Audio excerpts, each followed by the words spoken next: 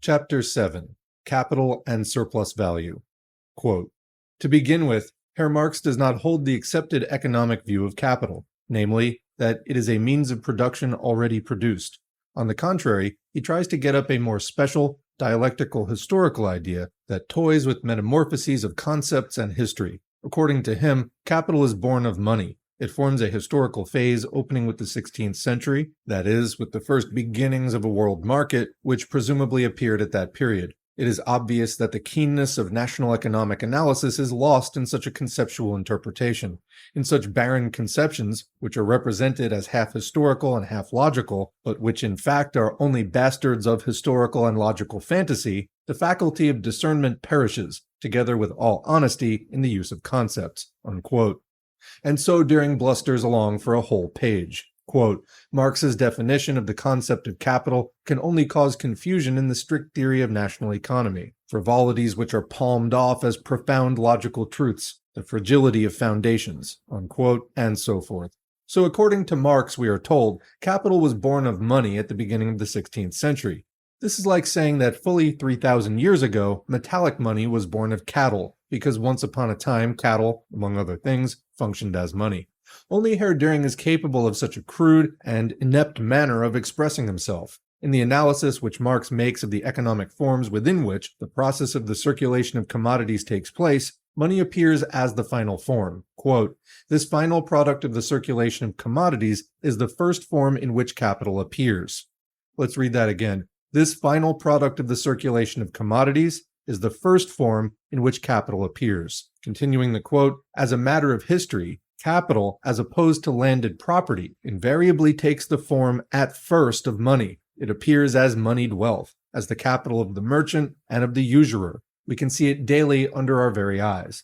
All new capital, to commence with, comes on the stage, that is on the market, whether of commodities, labor, or money, even in our days, in the shape of money that by a definite process has to be transformed into capital." Unquote. Here once again, Marx is stating a fact. Unable to dispute it, Herr Dühring distorts it. Capital, he has Marx say, is born of money. Marx then investigates the processes by which money is transformed into capital, and finds first that the form in which money circulates as capital is the inversion of the form in which it circulates as the general equivalent of commodities. The simple owner of commodities sells in order to buy. He sells what he doesn't need, and with the money thus procured, he buys what he does need. The incipient capitalist starts by buying what he does not need himself. He buys in order to sell, and to sell at a higher price, in order to get back the value of the money originally thrown into the transaction, augmented by an increment in money. And Marx calls this increment surplus value. Whence comes this surplus value? It cannot come either from the buyer buying the commodities under their value, or from the seller selling them above their value. For in both cases, the gains and the losses of each individual cancel each other, as each individual is in turn buyer and seller. Nor can it come from cheating, for though cheating can enrich one person at the expense of another, it cannot increase the total sum possessed by both, and therefore cannot augment the sum of the values in circulation. Quote, "The capitalist class, as a whole, in any country, cannot overreach themselves." Unquote. And yet we find that in each country, the capitalist class as a whole is continuously enriching itself before our eyes, by selling dearer than it had bought, by appropriating to itself surplus value. We are therefore just where we were at the start. Whence comes this surplus value?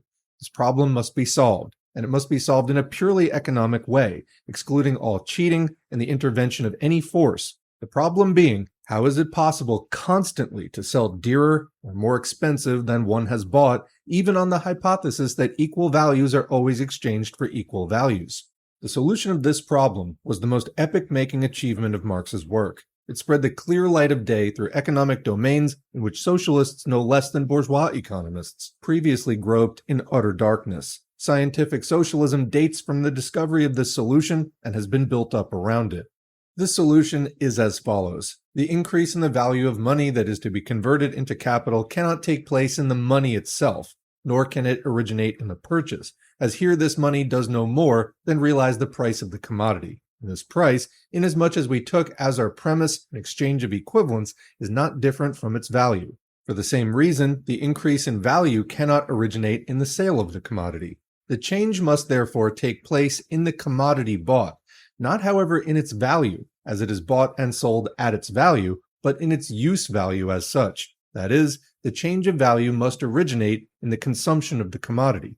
Quote, in order to be able to extract value from the consumption of a commodity, our friend Moneybags must be so lucky as to find in the market a commodity whose use value possesses the peculiar property of being a source of value, whose actual consumption, therefore, is itself an embodiment of labor, and consequently a creation of value. The possessor of money does find on the market such a special commodity in capacity for labor or labor power. Unquote. Though, as we saw, labor as such can have no value, this is by no means the case with labor power. This acquires a value from the moment that it becomes a commodity, as it is in fact at the present time. And this value is determined, quote, as in the case of every other commodity, by the labor time necessary for the production, and consequently also the reproduction of the special article. Unquote. That is to say, by the labor time necessary for the production of the means of subsistence which the laborer requires for his maintenance in a fit state to work and for the perpetuation of his race, meaning the human race, like he has to reproduce from generation to generation. Let us assume that these means of subsistence represent 6 hours of labor time daily. Our incipient capitalist, who buys labor power for carrying on his business, i.e., hires a laborer, consequently pays this laborer the full value of his day's labor power if he pays him a sum of money which also represents 6 hours of labor. And as soon as the laborer has worked 6 hours in the employment of the incipient capitalist, he has fully reimbursed the latter for his outlay, the value of the day's labor power which he had paid. But so far the money would not have been converted into capital. It would not have produced any surplus value. And for this reason, the buyer of labor power has quite a different notion of the nature of the transaction he's carried out. The fact that only 6 hours labor is necessary to keep the laborer alive for 24 hours does not in any way prevent him from working 12 hours out of the 24. The value of the labor power and the value which that labor power creates in the labor process are two different magnitudes. The owner of the money has paid the value of a day's labor power. His, therefore, is the use of it for a day, a whole day's labor. The circumstance that the value which the use of it during one day creates is double its own value for a day is a piece of especially good luck for the buyer, but according to the laws of exchange of commodities, by no means an injustice to the seller. On our assumption, therefore, the laborer each day costs the owner of money the value of the product of 6 hours labor, but he hands over to him each day the value of the product of 12 hours labor. The difference in favor of the owner of the money is 6 hours of unpaid surplus labor, a surplus product for which he does not pay and in which 6 hours labor is embodied. The trick has been performed. Surplus value has been produced. Money has been converted into capital. In thus showing how surplus value arises and how alone surplus value can arise under the domination of the laws regulating the exchange of commodities, Marx exposed the mechanism of the existing capitalist mode of production and of the mode of appropriation based on it. He revealed the core around which the whole existing social order has crystallized. However, this creation of capital requires that one essential prerequisite be filled. Quote, for the conversion of his money into capital, the owner of money must meet in the market with the free laborer. Free in the double sense, that as a free person, they can dispose of their labor power as their own commodity, and that, on the other hand, they have no other commodity for sale, is short of everything necessary for the realization of their labor power. Unquote. But this relation between the owners of money, or of commodities on the one hand, and those who possess nothing beyond their own labor power on the other, is not a natural relation, nor is it one that is common to all historical periods. Quote, it is clearly the result of a past historical development, the product of the extinction of a whole series of older forms of social production. Unquote.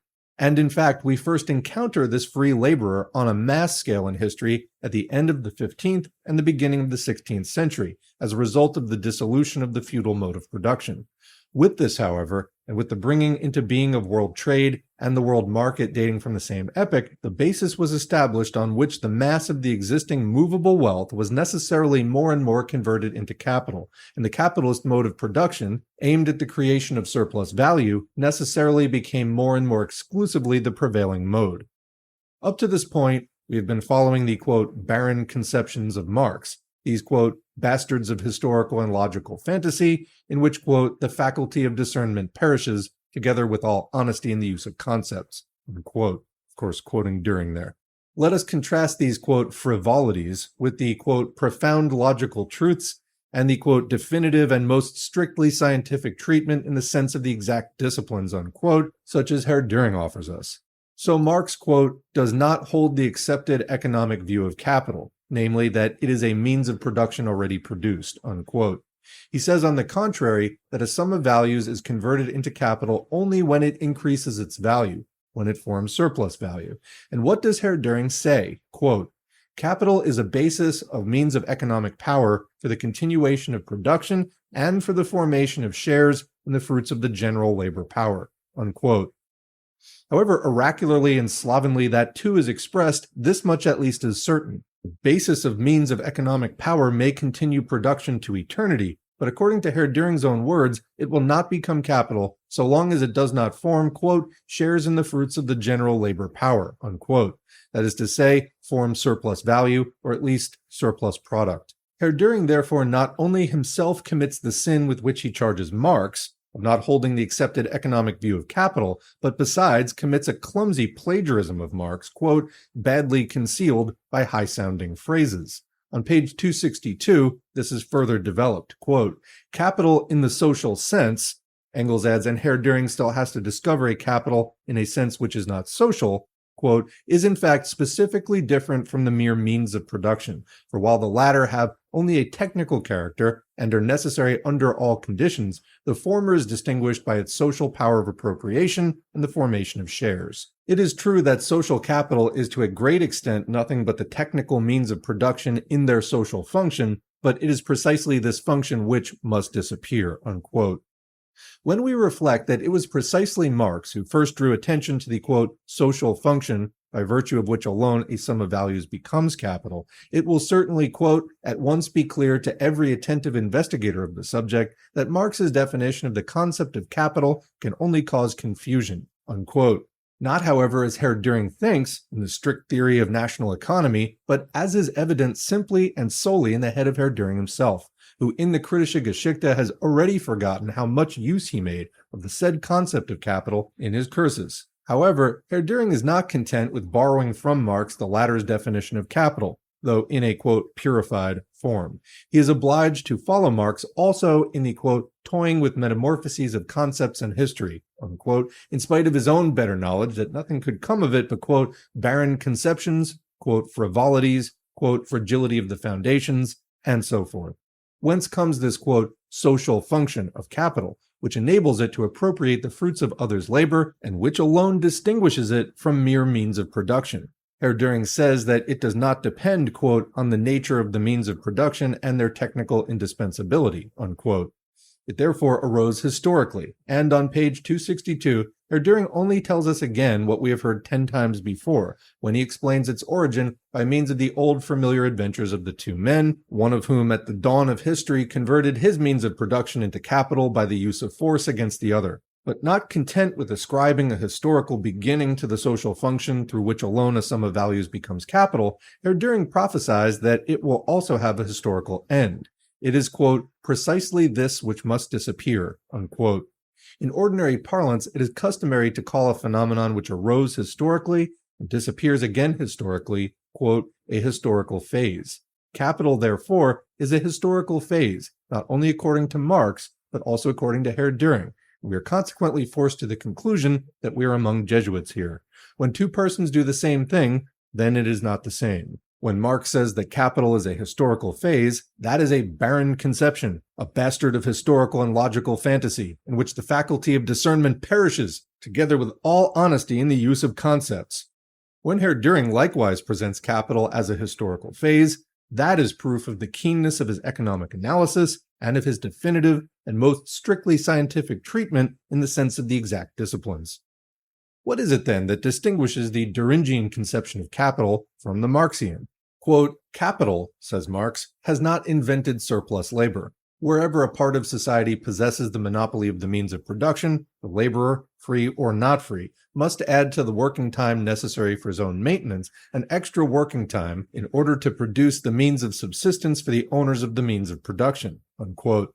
Surplus labor, labor beyond the time required for the laborer's own maintenance, and appropriation by others of the product of the surplus labor, which we call the exploitation of labor, is therefore common to all forms of society that have existed hitherto, insofar as these have moved in class antagonisms. Comment, so this is during the period known as class society, not during hunter-gatherer society earlier, or later in communism after class society is over. Continuing, but it is only when the product of this surplus labor assumes the form of surplus value, when the owner of the means of production finds the free laborer, free both from social fetters and free from possessions of their own, as an object of exploitation, and exploits them for the purpose of the production of commodities, it is only then, according to Marx, that the means of production assume the specific character of capital. And this first took place on a large scale at the end of the 15th and the beginning of the 16th century. Dühring, on the contrary, declares that every sum of means of production which, quote, forms shares in the fruits of the general labor power, unquote, that is, yields surplus labor in any form, is capital. In other words, Dühring annexes the surplus labor discovered by Marx in order to use it to kill the surplus value, likewise discovered by Marx, which for the moment does not suit his purpose. According to Dühring, therefore, not only the movable and immovable wealth of the Corinthian and Athenian citizens, built on a slave economy, but also the wealth of the large Roman landowners of the time of the empire, and equally the wealth of the feudal barons of the Middle Ages, insofar as it in any way served production, all this without distinction is capital. So that Dühring himself does not hold, quote, the accepted view of capital, namely that it is a means of production already produced, unquote, but rather one that is the very opposite of it, a view which includes in capital even means of production which have not been produced, the earth and its natural resources.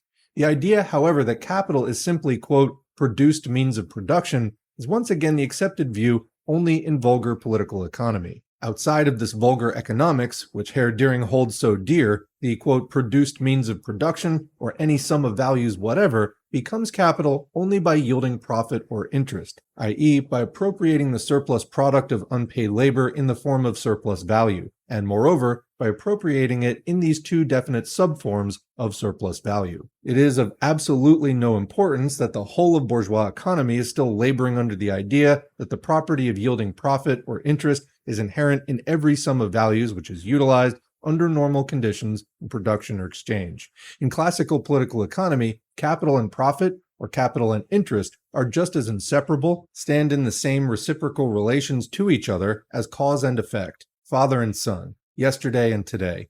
The word capital in its modern economic meaning is first met with, however, at the time when the thing itself makes its appearance, when movable wealth acquires, to a greater and greater extent, the function of capital, by exploiting the surplus labor of free laborers for the production of commodities, and in fact it was introduced by the first nation of capitalists in history, the Italians of the 15th and 16th centuries. And if Marx was the first to make a fundamental analysis of the mode of appropriation characteristic of modern capital, if he brought the concept of capital into harmony with the historical facts from which, in the last analysis, it had been abstracted, and to which it owed its existence, if by doing so Marx cleared this economic concept of those obscure and vacillating ideas which still clung to it, even in classical bourgeois political economy and among the former socialists, then it was Marx who applied that, quote, definitive and most strictly scientific treatment about which Dühring is so constantly talking and which we so painfully miss in his works.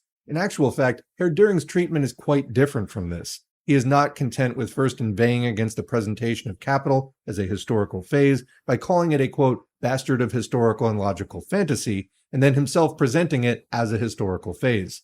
He also roundly declares that all means of economic power, all means of production which appropriate, quote, shares in the fruits of the general labor power, and therefore also landed property in all class societies, are capital, which, however, does not in the least prevent him, in the further course of his exposition, from separating landed property and land rent, quite in the traditional manner, from capital and profit, and designating as capital only those means of production which yield profit or interest, as he does at considerable length on page 156 and the following pages of his Cursus. With equal justice, Dühring might first include under the name locomotive also horses, oxen, asses, and dogs, on the ground that these too can be used as means of transport, and reproach modern engineers with limiting the name locomotive to the modern steam engine, and thereby setting it up as a historical phase, using barren conceptions, bastards of historical and logical fantasy, and so forth, and then finally declare that horses, asses, oxen, and dogs are nevertheless excluded from the term locomotive, and that this term is applicable only to the steam engine. And so once more we are compelled to say that it is precisely the Dühringian conception of capital, in which all keenness of economic analysis is lost, and the faculty of discernment perishes, together with all honesty in the use of concepts, and that the barren conceptions, the confusion, the frivolities palmed off as profound logical truths, and the fragility of the foundations are to be found in full bloom precisely in Herr Dühring's work. But all of that is of no consequence. For Herr Dühring's is the glory, nevertheless, of having discovered the axis on which all economics, all politics and jurisprudence, in a word, all history, has hitherto revolved. Here it is, quote, "Force and labor are the two principal factors which come into play in forming social connections," unquote. In this one sentence, we have the complete constitution of the economic world up to the present day. It is extremely short and runs, Article 1, labor produces, Article 2, force distributes. And this, quote, "speaking in plain human language," sums up the whole of Herr Dühring's economic wisdom.